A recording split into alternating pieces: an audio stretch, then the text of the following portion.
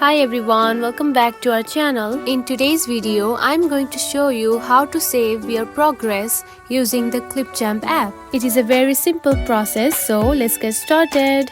Find the Clipchamp app on your home screen. Now open it. Now choose one video that you want to edit. Now your video is on the timeline track. Now keep on editing the video however you want to edit it. Add the audio, text, overlays, captions and many more options that you can add. Then here you can find the option of share button. Simply tap on it. Then choose one video quality that you want to save. Now tap on it. After few seconds, it will show you the face like this. And then simply tap on to save video. Now the video has been saved in your gallery.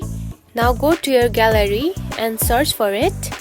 Now here you can see the video has been saved. And that's it. This is how you can save your progress in Clipchamp. If you found this video helpful, don't forget to like and subscribe for more tips. Thanks for watching.